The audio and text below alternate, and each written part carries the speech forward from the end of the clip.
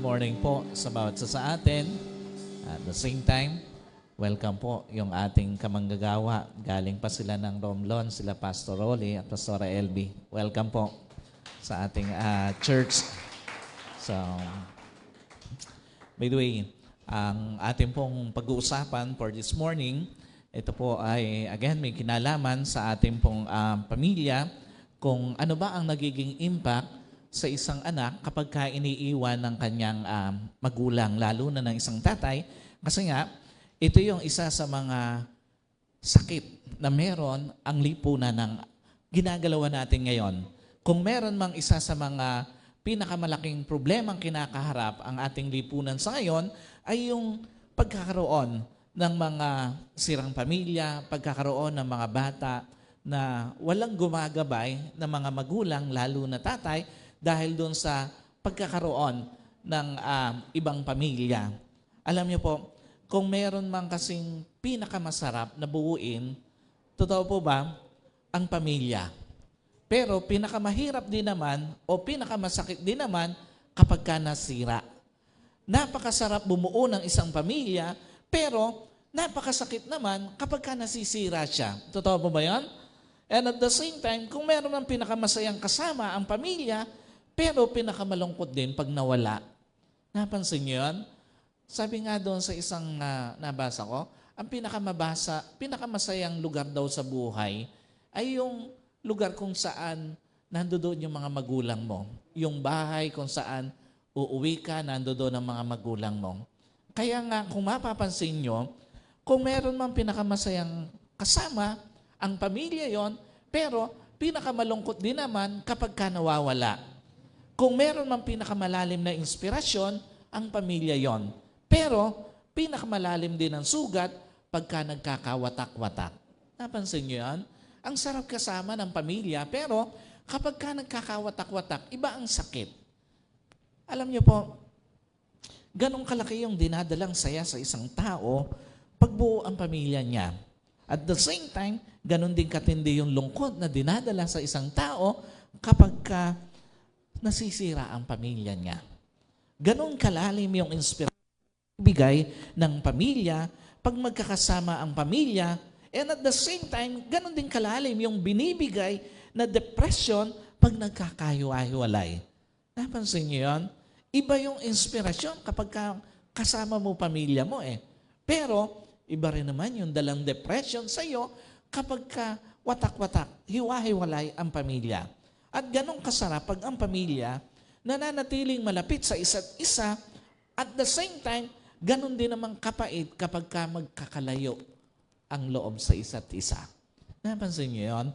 Parang ang sarap kapag kayong malapit kayo sa isa't isa, pero kapag sa loob ng pamilya, merong hindi magkakaayos ang kalooban, iba ang pait na dala nito sa loob ng pamilya. Alam niyo po, pansinin niyo, bakit pag nalayo ka sa ibang tao, masakit din naman, pero bakit iba ang sakit pag sa sariling pamilya mo, nalayo ka? Pag nalayo ka doon sa ibang tao, may sakit din na hatid sa'yo, pero kapag sa pamilya mo, bakit iba ang sakit? Pansinin niyo, pag nalayo ka sa ibang tao, malungkot din naman eh. Pero kapag sa pamilya mo ka nalayo, bakit iba ang lungkot? At pansinin niyo, pag nalayo ka sa ibang tao, may kirot din naman sa puso eh. Pero bakit pagka doon ka naging malayo sa pamilya mo, iba ang kirot sa puso? Kaya nga totoo na lahat ng magulang, lalo na yung tatay, alam niyo po, hindi totoo na naging masaya sila ng iwan ng pamilya. Hindi totoo na lahat ng magulang, lalo na tatay, naging payapa ang buhay ng iwan ng pamilya. At hindi totoo na lahat ng magulang, lalo na tatay, naging panatag ng iwan ng kanilang pamilya. Lahat po ng iwan ng pamilya, lalo na yung kanilang tatay, meron at merong lungkot na ilalagay ang Diyos. Ang Diyos mismo ang maglalagay ng lungkot sa puso ng isang tao, lalo na isang magulang na nangiiwan ng kanyang pamilya. Lahat po ng nangiwan ng pamilya, lalo na tatay, meron at merong ilalagay na bigat sa kalooban ang Diyos sa kanyang puso.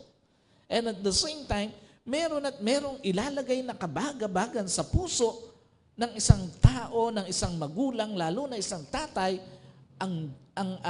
nang iiwan ng kanyang mga anak o pamilya. Kasi nga ito po ang totoo, hindi naman papayag ang Diyos na iniwan mo na nga ang pamilya mo, mapupuno ka pa ng saya sa buhay. No, hindi ganun ang Diyos. Hindi siya papayag na magiging masaya ka pa, iniwan mo na nga ang pamilya mo, magiging masaya ka pa. No, ito ang totoo. Hindi naman papayag ang Diyos na iniwan mo na nga ang pamilya mo, mapupuno pa ng kapayapaan ang puso mo. At hindi rin naman papayag ang Diyos na iniwan mo na nga ang pamilya mo, mapupuno pa ng kapanatagan ng puso mo. Sa ayaw at sa gusto mo, pagbubungahin ng Diyos yung masakit na ginawa mo sa pamilya mo. Yung mga taong nananakit ng pamilya, yung mga magulang na nangiiwan ng pamilya, ng kanilang mga anak. Alam niyo po, sa ayaw at sa gusto mo, pagbubungahin ng Diyos yung masakit na ginawa mo. Sa ayaw at sa gusto mo, pagbubungahin ng Diyos yung malupit na ginawa mo sa pamilya mo, at sa ayaw at sa gusto mo, pagbubungahin ng Diyos yung mga bagay na hindi mo dapat ipinaranas sa pamilya mo. Alam niyo po, again, meron at merong ilalagay ang Diyos na bigat sa kalooban ng isang tao na nang iiwan ng pamilya. Meron at merong ilalagay na kabaga-baga ng Diyos sa puso ng isang tao na nang iiwan ng kanyang mga anak. Now, the question is, ano nga ba nangyayari pag iniiwan ng isang ama ang kanyang mga anak o ang kanyang pamilya? Alam niyo po, unang-una, siya mismo sumisira ng sarili niyang pamilya. Totoo po ba? Wala namang ibang pamilya sinisira ang isang magulang na nang iiwan ng pamilya niya, lalo na isang tatay, kundi pamilya din naman niya eh. Wala ka namang ibang sinisira na unang-una, kundi ang pamilya mo kapag ka iniwan mo sila. Wala ka namang ibang pamilya na sasaktan kapag ka iniwan mo ang pamilya mo, maliban sa iyong pamilya eh. Sila yung unang-unang sinisira mo, sila yung unang-unang sinasaktan mo, at sila rin yung unang-unang pinaghihiwa-hiwalay mo. Ganon ka-importante sa isang tao, sa isang magulang, lalo na sa isang tatay, at maging doon sa mga magiging tatay pa lang, na umpisa pa lang, dapat malinaw na sa iyo yung bagay na ito.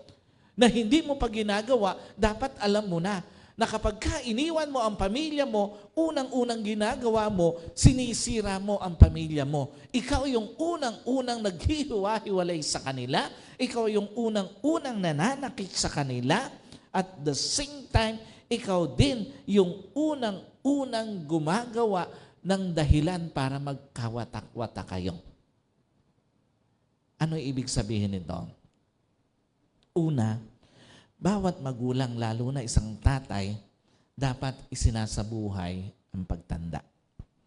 Ang sabi doon sa Titus chapter 2 verse 2, ang matatandang lalaki dapat maging mapagpigil sa sarili, kagalang-galang, matino, malakas sa pananampalataya, sa pag-ibig at sa pagtitiis.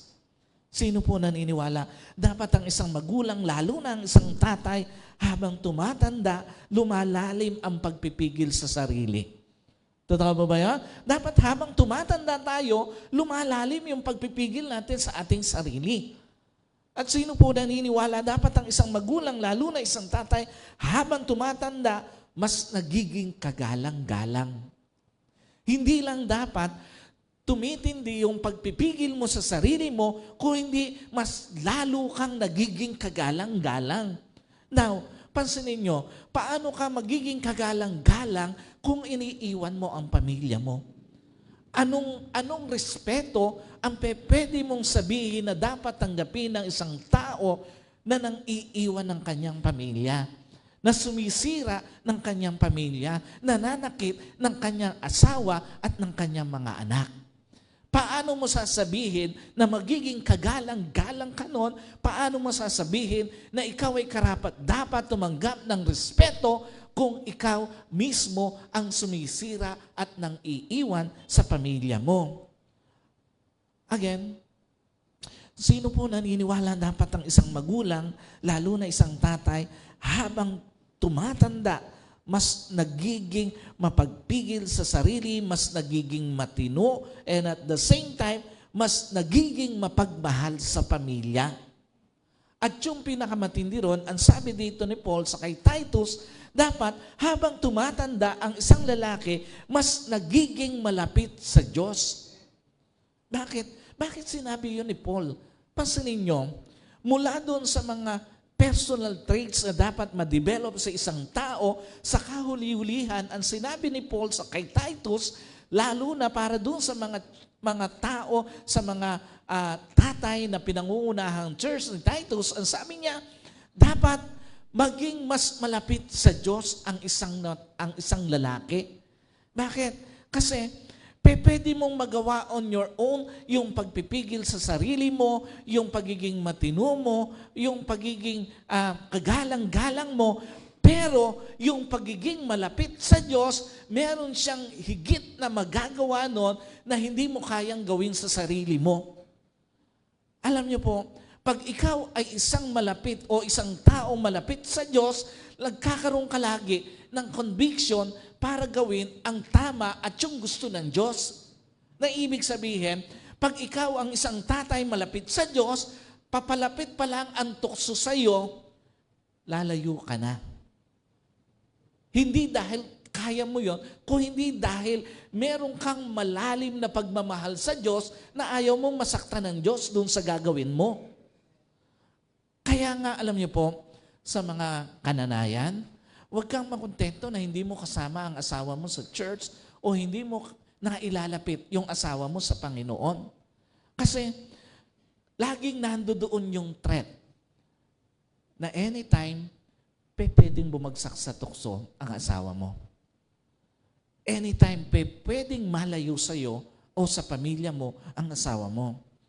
Walang pwedeng makapagbago ng totoo sa isang tao, lalo na sa isang lalaki o sa isang tatay, maliban ng Diyos. Again, alam ko po, na-testimony ko na before, bago-bago pa kami ni Ate Jess, nung ako'y makakilala sa Panginoon, noon ko lang naramdaman na parang hindi tama yung ginagawa ko sa buhay ko. Yung pambababae ko, yung pag-inom ko. Hindi na bago yon nung aming relasyon, nung aming pagiging mag-asawa, pero ang bumago nun, ang Panginoon. Yung hindi niya nagawa, ginawa ng Panginoon sa buhay ko. Kaya nga dapat, ang isang tao, lalo na isang tatay, dumating ka doon sa point ng buhay mo na mas nagiging malapit ka sa Diyos. Mas namamahal mo ang Diyos. Kasi pag mahal mo ang Diyos, kasunod nun, mamahalin mo ang pamilya mo. Kasunod nun, mamahalin mo yung asawa mo, yung mga anak mo. Hindi ka pwedeng magmahal sa Diyos nang hindi mo mamahal ang pamilya mo. Magiging byproduct ng pagmamahal ng isang tao sa Diyos, yung pagmamahal niya sa kanyang pamilya. Yung pagmamahal niya sa kanyang asawa at sa kanyang mga anak. Kaya nga huwag kang makontento kung ikaw ay nanay o ilaw ng tahanan na hindi mo nakakasama ang iyong asawa sa Panginoon. Hindi mo ilalapit sa Panginoon. At doon sa mga kababaihan, doon sa mga young pro natin ng mga babae, huwag kang pipili ng lalaking hindi malapit sa Panginoon. Alam niyo po, ayan, yung pagiging malapit kasi sa Diyos, yun yung mag-iiwas sa iyo na tuluyan mong iwan ang pamilya mo. Ang taong totoong malapit sa Diyos, hindi iiwan ang pamilya niya. Yung pagiging mas mapagmahal mo sa pamilya mo, yun din naman yung iiwas sa iyo na tuluyang iwan mo ang pamilya mo. At yung pagiging matino mo, pagiging kagalang-galang mo, at pagiging mapagpigil sa sarili mo, ito yung mag-iiwas sa iyo na tuluyan mong iwan ng pamilya mo. At ikalawa, bawat magulang, lalo na isang tatay, dapat makontento sa timbang, sa hugis, at sa edad ng babae. Sino may sabi niyan? Sabi doon sa Proverbs 5:18, maging maligaya ka sa iyong asawa na napangasawa mo noong iyong kabataan.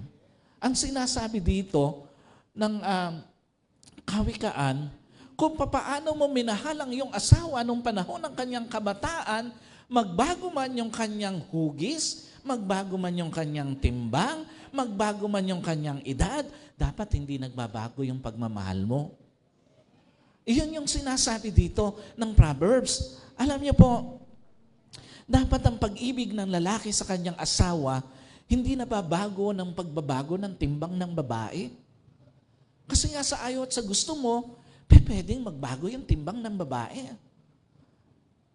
Sino po naniniwala? Dapat ang pag-ibig ng lalaki sa kanyang asawang babae, hindi dapat binabago ng pagbabago ng hugis at itsura ng babae. At sino po naniniwala? Dapat ang pag-ibig ng lalaki sa kanyang asawang babae, hindi dapat binabago sa pagbabago ng edad ng babae.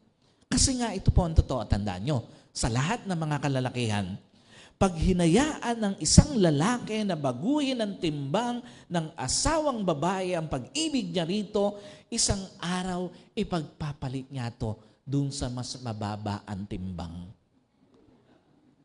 At ito po ang totoo. Pag hinayaan ng lalaking baguhin ang hugis ng itsura ng asawang babae ang pag-ibig niya rito, isang araw ipagpapalit niya ito doon sa tingin niya, mas maganda ang itsura. At ito po ang totoo. Pag hinayaan ng lalaking baguhin ang edad ng asawa niyang babae, ang pag-ibig niya rito, isang araw ipagpapalit niya ito sa mas bata. Kaya nga, gano'n na lang ang paalala ng Biblia na sabi niya, magalak ka sa asawa mo ng iyong kabataan. Makontento na sa ibinigay ng Diyos na asawang babae, masya na sa ibinigay ng Diyos sa asawang babae, at mag-stay na sa ibinigay ng Diyos na asawang babae.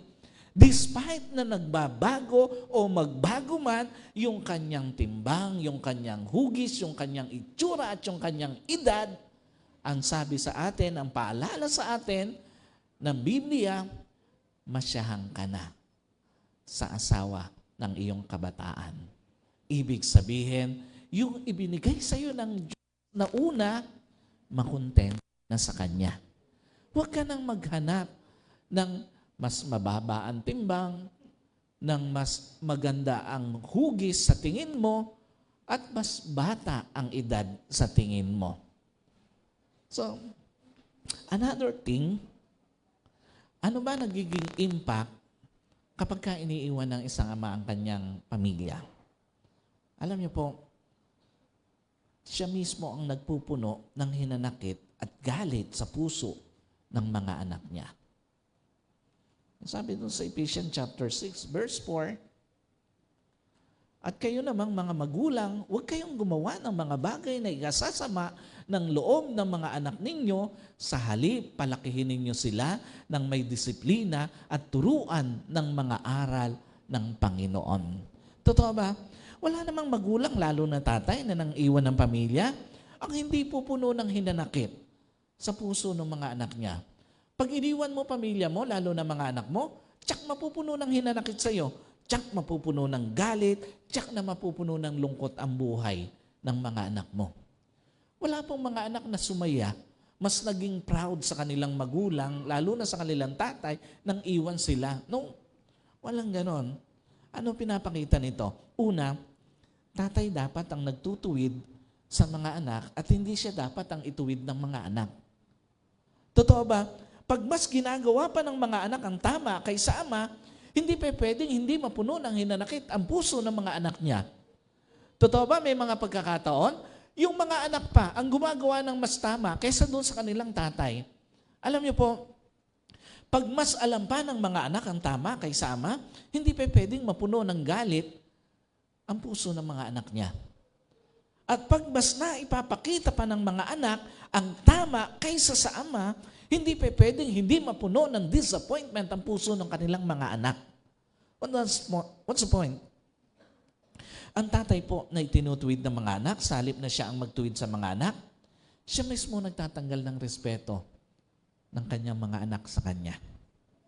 Kapag ka yung mga anak mo pa ang nagtutuwid sa'yo, akala mo lang, walang problema doon, akala mo lang, simpleng bagay lang yon, pero ang totoo, tinatanggalan mo ng respeto ang sarili mo mula sa mga anak mo. At ang tatay na pinaaalalahanan pa ng mga anak, sa halip na siya ang magpaalala sa mga anak, siya mismo nagtatanggal ng paghanga ng mga anak niya sa kanya. At yung tatay na itinatama pa ng mga anak, na sa halip siya ang magtama sa kanyang mga anak, siya mismo ang nagtatanggal ng mabuting sa kanya ng kanyang mga anak. Kaya nga ganun kaimportante na ang isang ama kayang magtuwid ng pinapakita nitong buhay. Dapat yung pinapakita mong buhay sa mga anak mo, kung ikaw ay magulang, kung ikaw ay isang tatay, nagtutuwid ito, kaya nitong magtuwid ng mga anak mo. Ganun kaimportante na ang isang ama kayang magpaalala ng pinapakita nitong buhay. At ganun kaimportante bilang isang ama na kaya mong magtama o kayang magtama ng ipinapakita mong buhay. Yung kahit hindi ka nagsasalita sa mga anak mo, na itutuwid mo yung mga anak mo. Kahit hindi ka nagsasalita sa mga anak mo, na itatama mo ang mga anak mo. At kahit hindi ka magsalita sa mga anak mo, napapaalalahanan mo yung mga anak mo sa pamamagitan ng pinapakita mong buhay. And another thing na nagiging impact pag ang isang ama iniiwan yung kanyang mga anak o ang pamilya niya, siya mismo nagpaparamdam sa pamilya niya na wala siyang concern, lalo na sa mga anak niya. Totoo po ba? Hindi mararamdaman ng isang anak na concern ang tatay niya pag nagawa niyang iwan ito. Totoo po ba yan? Kahit naman hindi anak, kahit asawa lang, o kahit ano pa man ang relasyon sa loob ng pamilya, kapag ka iniwan ng isang tao, hindi niya mararamdaman na concern ka sa kanya. Alam niyo po, hindi mararamdaman ng isang anak na mahal siya ng tatay niya pag nagawa siyang iwan ito. At hindi mararamdaman ng isang anak na iniingatan at pinapahalagahan siya ng kanyang magulang, ng kanyang tatay, pag nagawa siyang iwan ito. What does it mean? Una, ang totoong concern sa pamilya, sa kahit anong sitwasyon, hindi bibitawan ng pamilya. Totoo po ba? Ang totoong concern sa pamilya sa gitna ng pagsubok, hindi bibitawan ng pamilya. Ang totoong concern sa pamilya sa gitna ng hirap, hindi bibitawan ang pamilya. At ang totoong concern sa pamilya sa gitna ng matinding pagdurusa, hindi iiwan ang pamilya. What's the point? Kasama po sa realidad ng journey ng pamilya na may season na hahayaan ng Diyos na dumaan sa pagsubok ang pamilya. Kasama yon sa realidad sa journey ng pamilya na may mga season na hahayaan ng Diyos na dumaan sa hirap ang pamilya, dumaan sa dusa ang pamilya. Kaya nga kung isang ama, sa halip samahan, iniiwan ang pamilya niya sa gitna ng pagsubok, dinadagdagan niya ang pagsubok sa buhay ng kanyang pamilya. Kaya nga kung ang isang ama, sa halip samahan, iniiwan ang pamilya niya sa gitna ng hirap, dinadagdagan niya ang paghihirap ng kanyang pamilya. At kaya nga kung ang isang ama, sa halip samahan, iniiwan ang kanyang pamilya sa gitna ng dusa, dinadagdagan niya ang pagdurusa ng kanyang pamilya, lalo na ng kanyang asawa at mga anak. Kaya nga ang description ng Biblia sa ganitong uri ng ama ng tahanan, ang sabi doon sa John chapter 10 verse 12 ay isang upahan. Ang sabi doon, upahan, hindi pastol ng mga tupa. Na pag may asong gubat, pababayaan ang mga tupa niya at tatakas. Pag may panganib, pababayaan ng mga tupa niya at tatakas, napakalungkot. Alam niyo po, na may mga asawa, may mga tatay, kung kailan nabuntis ang asawa saka iniwan. Ang daming mga nagpapakaunsil na ang bigat ng pinagdaraanan niya dahil kung kailan siya nabuntis saka pa siya iniwan. Napakalungkot na may mga asawa, may mga tatay, kung kailan nagkasakit ang may bahay saka pa ipinagpalit sa iba. At napakalungkot na may mga asawa, may mga tatay, kung kailan walang-wala ang may bahay, saka pa iniwan. Napansin niyo yun?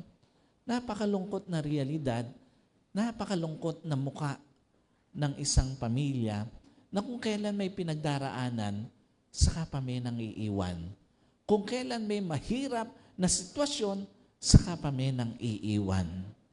Ikalawa, ang totoong concern sa pamilya, kahit masisiyahan sa iba, pipiliin pa rin ang pamilya. Totoo po ba? May mga lalaki kasiya-siya sa kanila na magkaroon ng iba. Totoo po ba yan? Kung hindi totoo na may mga nasisiyahan sa pagkakaroon ng ibang babae, wala sanang nasisirang pamilya. Wala sanang nasisirang marriage. Pero, ang malungkot na realidad, may mga lalaki kasiya-siya sa kanila na magkaroon ng iba. May mga lalaki kasiya sa kanila na mabuhay o magbuhay binata kahit may asawa at anak na. At may mga lalaki kasiya-siya sa kanila na lapitin siya ng babae. Alam niyo po, sobrang nakakalungkot na may mga tatay na they feel proud na meron siyang iba. Sobrang nakakalungkot, may mga tatay na they feel proud na nagbubuhay binata siya kahit may asawa at anak na siya. At napakalungkot na may mga tatay na they feel proud na lapitin siya ng ibang babae. Alam niyo po, ang problema sa ayaw sa gusto mo, pag may iba ka, hindi mararamdaman ng pamilya mo ang totoong concern mula sa iyo. Sa ayaw at sa gusto mo, pag nagbubuhay binata ka, hindi mararamdaman ng pamilya mo na concern ka sa kanila. At sa ayaw at sa gusto mo, pag lagi ka na lang bumabagsak sa tukso, hindi mararamdaman ng pamilya mo ang totoong concern mo sa kanila. Ito po ang totoong. Maraming pagbagsak sa tukso na uwi sa tuluyang pagkasira ng pamilya. Maraming nagbuhay binata na uwi sa tuluyang pang-iiwan sa pamilya. Maraming nagkaroon ng iba na uwi sa tuluyang pang-iiwan sa pamilya. Kaya nga dapat, alam niyo po, sa mga kababaihan, dapat handa ang babae kung paano ba haharapin ng tama ang pang-iiwan ng lalaki o ng asawang babae. Alam niyo po, sa ayaw at sa gusto mo, pag iniwang ka na ng asawa mo, kailangan mong harapin ang katotohanan. At dapat, handa ka dun sa bagay na yon. Now, the question is, paano ba dapat harapin ng tama ng isang may bahay ang pang-iiwan sa kanya at sa kanilang mga anak? Una, sikaping magpakatatag sa mas mahirap na sitwasyon para sa mga anak. Sabi po doon sa Proverbs 31 verse 25, malakas at iginagalang siya at hindi siya nangangamba para sa kinabukasan. Ang pinatutungkulan po dyan ng Proverbs ay ang isang babae o nanay. Totoo po ba? Isa sa mga pinakatamang response sa gitna ng pang-iiwan ng asawa o ng lalaki sa isang may bahay, mas maging matatag siya. Totoo po ba yan? Isa doon sa mga pinakatamang response ng babae, kung ikaw man ay iwanan ng asawa mo o iniwang ka na, mas maging matapang ka, mas maging palaban ka sa buhay. What does it mean? Una, sa ayaw at sa gusto mo, sa gitna ng pag-iiwan sa iyo at sa anak mo,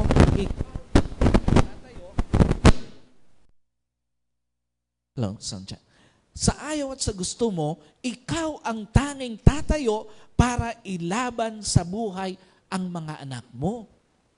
Dapat malinaw to sa lahat ng mga kababaihan. Kung dumating man sa point o kung nandoon ka na sa point na yon na buhay mo na ikaw na ang tumatayo bilang magulang o ama at nanay sa iyong mga anak, dapat malinaw sa iyo yung katotohanan ito na ikaw lang ang makikipaglaban para sa mga anak mo. Alam niyo po, sa ayaw at sa gusto mo, oras na iniwan kayo ng haligi ng tahanan, ikaw ang pangunahing lalaban para sa mga anak mo. Sa ayaw at sa gusto mo, oras na iniwan kayo ng haligi ng tahanan, tatayo ka na bilang tatay at nanay sa mga anak mo. At totoo po ba? Sa ayaw at sa gusto mo, oras na iniwan kayo ng haligi ng tahanan, lahat ng iniwan niyang responsibilidad, gagampanan mo. Iyon ang isa sa mga malungkot na realidad, pero kailangang tanggapin at dapat handa ang lahat ng babae dito sa bagay na ito. Kaya nga itong totoo, sa gitna ng pang-iiwan sa iyo at sa anak mo, walang puwang ang matagal na pagdadalamhati dahil may mga anak ka na mas kailangan ka ngayon. Na ibig sabihin, iniwang ka man, magdalamhati ka, malungkot ka, pero huwag mong tagalan. Bakit? Kasi may anak ka ngayon na mas kailangan ka dito sa point na yon ng buhay mo. Kaya nga ito ang totoo, sa gitna ng pang-iiwan sa iyo at sa anak mo, walang puwang ang pagiging malambot dahil mas kailangan ka ngayon ng anak mo. At sa gitna ng pang-iiwan sa iyo at sa mga anak mo, walang puwang ang pagiging sentimental dahil mas kailangan ka ngayon ng anak mo. Kaya nga ang lahat ng mga kababaihan, lalo na yung mga iniwan na ng kanilang haligi ng tahanan, dapat mas maging palaban ka sa buhay. Walang puwang ang pagiging sentimental, walang puwang ang pagiging malambot, at walang puwang ang matagal na pagdadalamhati. Tanggapin mo na lang. Kung iniwang ka at ayaw kang balikan, tanggapin mo na lang yung realidad na yon. Harapin mo ang katotohanan at mabuhay ka para sa mga anak mo. Lumaban ka para sa mga anak mo. Ikalawa, sa ayaw at sa gusto mo, sa gitna ng pang-iiwan sa iyo at sa anak mo, ikaw ang pangunahing kukuhanan ng lakas ng anak mo. Alam niyo po, totoo ba na sa gitna ng pang-iiwan ng tatay sa kanyang asawa at anak, wala namang ibang kukuhanan ng lakas ang mga anak mo kundi ikaw eh. Wala namang ibang kukuhanan ng inspirasyon ng mga anak mo kundi ikaw. At wala namang ibang kukuhanan ng pag-asa ang anak mo kundi ikaw. What's the point? Sa panahon ng pang-iiwan sa inyo, kailangan mong magpakita ng dobling lakas para sa anak mo. Sa panahon ng pang-iiwan sa inyo, kailangan mong magpakita ng dobling inspirasyon. Kailangan mong magpakita ng dobling pag-asa para sa mga anak mo. Ikaw at walang ibang tao ang pwedeng paghugutan ng lakas ng anak mo sa panahon na iniwang kayo ng haligi ng inyong tahanan. Gaya ng description ng Biblia sa iyo, dapat tatawanan mo lang ang mga sitwasyong darating sa iyo. Ganun ka dapat katatag bilang isang ina, bilang isang nanay sa iyong mga anak. Iniwan man kayo ng haligi ng tahanan, makita ang kakaibang katatagan sa iyo. Ikalawa, maging matyaga sa pag-iintay. Kung babalik pa ang asawang lalaki, pero huwag hayaang umikot ang buhay sa pag-iintay. Ang sabi doon sa Proverbs 31:27, masipag siya at inaalagaan mabuti ang kanyang pamilya. Totoo po ba? Pwede namang mag-intay kung babalik pa ang asawang nang iwan, pero hindi dapat umikot lang ang buhay sa pag-iintay. Totoo po ba yan? Kasi hindi mo alam kung babalik pa ba. Pwede kang mag-intay, pero huwag mong hayaan na umikot na lang ang buhay mo sa pag-iintay. And at the same time, pwede namang mag-intay kung babalik pa ang asawang nang iwan, pero hindi dapat huminto ang buhay sa pag-iintay mo. And at the same time, pwede namang mag-intay kung babalik pa ang asawang nag-intay o nang iwan, pero hindi dapat mawalan ng kulay ang buhay sa paghihintay. What does it mean? Una, sa panahon ng walang kasiguraduhang pagbabalik ng asawa, siguraduhin mo ang kinabukasan ng mga anak mo. Sino po iniwala? Ikaw at hindi ang pag-alis ng asawa mo ang magdidetermine kung magiging maayos ba ang kinabukasan nyo. Sino po naniniwala? Ikaw at hindi ang pag-alis ng asawa mo ang magdidetermine kung maaayos ba ang mga pangarap mo at ng mga anak mo. Ikaw at hindi ang pag-alis ng asawa mo ang magdidetermine kung magiging maayos ba ang buhay mo at ng mga anak mo. What does it mean? The worst thing you can do sa buhay mo at sa buhay ng mga anak mo, yung hayaan mong masira ang kinabukasan nyo dahil lang iniwang kayo ng haligi ng tahanan nyo. The worst thing you can do sa buhay mo at sa mga anak mo, yung hayaan mong madiskarilang mga pangarap mo at pangarap ng mga anak mo dahil lang iniwang kayo ng haligi ng inyong tahanan. And the worst thing you can do sa buhay mo at sa buhay ng mga anak mo, yung hayaan mong masira ang buhay nyo dahil lang iniwang kayo ng haligi ng inyong tahanan. Tandaan nyo po, with or without Him, siguraduhin mo ang kinabukasan nyo ng anak mo. With or without Him, abutin mo ang mga pangarap mo at pangarap ng mga anak mo. With or without Him, ayusin mo buhay mo at ng anak mo. Maniwala ka, siya lang ang nawala at hindi ang kinabukasan nyo. Maniwala ka, doon po sa mga iniwan ng haligi ng tahanan, siya lang ang nawala, pero hindi ang mga pangarap nyo. At maniwala ka, siya lang ang nawala at hindi ang buhay nyo. Ibig sabihin, tuloy ang buhay, tuloy ang pangarap, tuloy ang pag-abot sa kinabukasan o magandang kinabukasan. Ikalawa, sa panahon na walang kasiguraduhang pagbabalik ng asawa mo, siguraduhin mo, may pamilya pa rin matatawag ang anak mo. Ano ibig sabihin nito? Sino po naniniwala na wala man ang haligi ng tahanan, pwede pa rin namang maging masaya ka at ang anak mo? Totoo po ba yan? Pwede pa rin namang maging masaya ang isang nanay o ang kanyang mga anak kahit umalis o iniwan sila ng haligi ng tahanan. At sino po naniniwala, iniwan man o nawala man ang haligi ng tahanan, pwede pa rin namang maging masagana at higit sa lahat, pwede pa rin namang may matawag na pamilya ang anak mo kahit na iniwan kayo ng haligi ng tahanan. What's the point? Kung iniwan na ng ama o ng ama niya ang anak mo, huwag mo nang iwan ang anak mo. Kung hindi na pinahalagahan ng ama niya ang anak mo, ikaw ang magparamdam ng pagpapahalaga sa anak mo. At kung hindi naiparamdam ng ama niya ang pagiging pamilya sa anak mo, ikaw ang magparamdam ng pagiging pamilya sa anak mo. Yung hindi na nagawa ng tatay niya sa anak mo, ikaw ang magpuno nito.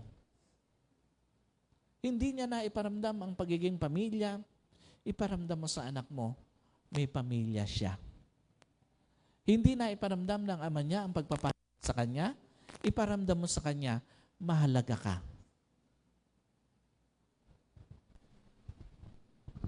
Pang-ilang palit na natin ito. By the way, last point nito. So, siguro bago tayo matapos, ito na yung huling palit natin. Finally, paano ba haharapin ng isang babae, ng isang pamilya, ang pangiiwan ng haligi ng tahanan? Asahan mo, lahat ng nanay na mag-isang nagtataguyod sa anak, may special na favor sa Diyos. Sabi doon sa Deuteronomy chapter 10, verse 18, ipinagtatanggol niya ang karapatan ng mga ulila at mga byuda. Yung byuda na sinasabi dito, byuda sa buhay at byuda sa patay. So, yun ang ibig sabihin doon. So, kasama doon yung mga nang iwan o mga iniwan.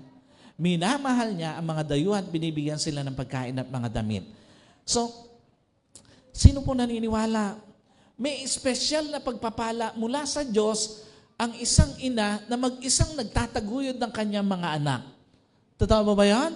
Meron kang espesyal na favor sa Diyos. Meron kang espesyal na pagpapala at meron kang espesyal na pagprotekta mula sa Diyos.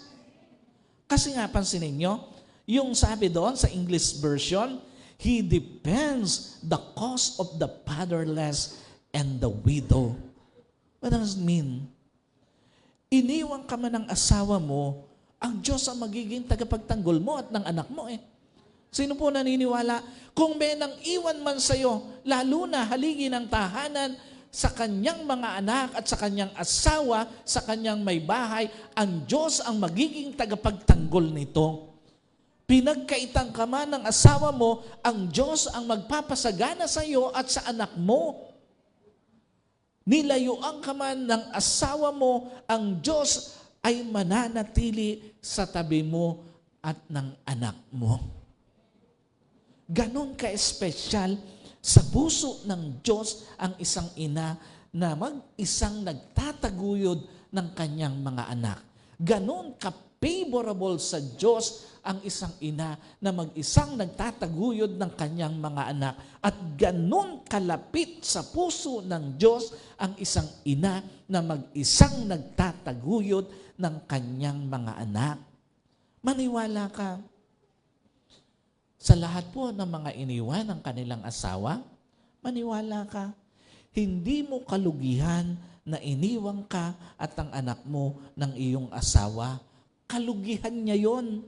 Maniwala ka, hindi mo kawalan na iniwan ka at ang anak mo ng iyong asawa. Kawalan niya yon. At maniwala ka, hindi mo kalungkutan na iniwan ka at ang iyong anak ng iyong asawa, kalungkutan niya yon. Hindi ikaw ang nawalan. Yung nang iwan sa iyo ang nawalan. Hindi ikaw ang nalugi. Yung nang iwan sa iyo ang nalugi. So church, lalo na doon sa mga kababaihan, sa mga kananayan na nagtataguyod mag-isa ng kanilang anak.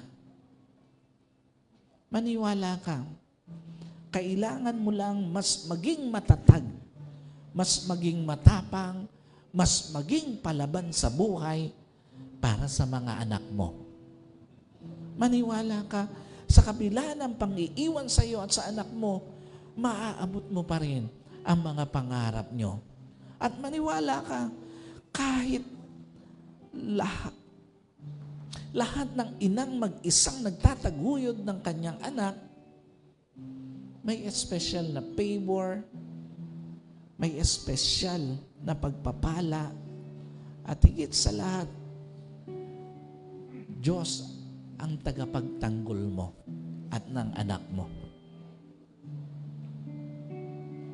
Mabuti ang Diyos.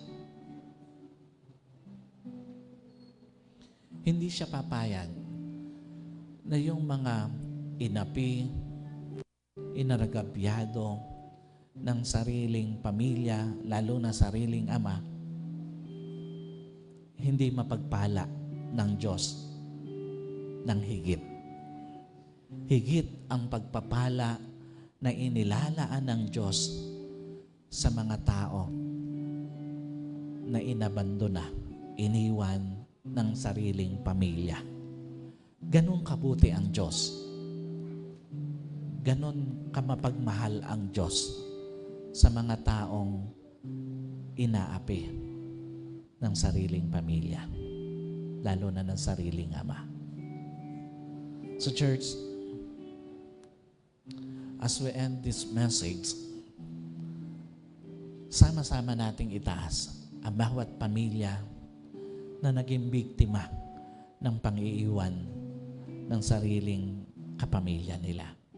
Sama-sama nating itaas na gumaling yung mga inner brokenness, yung mga emotional pain na meron ang isang nanay, ang isang asawa, at maging ang mga anak na iniwan ng kanilang tatay. So let us pray. Panginoon, sa oras na ito, tinataas ko po sa iyo lahat ng mga naging biktima ng pang-iiwan ng sariling ama o haligi ng tahanan. Pagalingin mo po sila, Panginoon. Bigyan mo po ng pagkakataon na maranasan nila, Panginoon, ang totoong emotional healing. Malagpasan nila yung mga panahon, yung mga phase ng kanilang buhay na napakalalim, yung inner brokenness na dinala sa kanila ng karanasan na yon. Sa oras na ito, hipuin mo po, Panginoon, lahat ng mga naging biktima ng pang-iiwan ng sariling pamilya. Hipuin mo po at pagalingin, i-comfort lahat ng mga nanay, asawa at mga anak na nakaranas ng pang-abandona mula sa kanilang mga tatay. Sa oras na ito, naniniwala po, Panginoon, marami kang pinagagaling na sugat ng kalooban. Marami kang anak, marami kang mga nanay na sa oras na ito, kinakatagpo mo po. Muli, sa kabuuan po ng gawain ito, wala pong ibang nataas kundi ikaw lamang, sa pangalan po ng aming Panginoon Jesus. Amen and amen. God bless you po.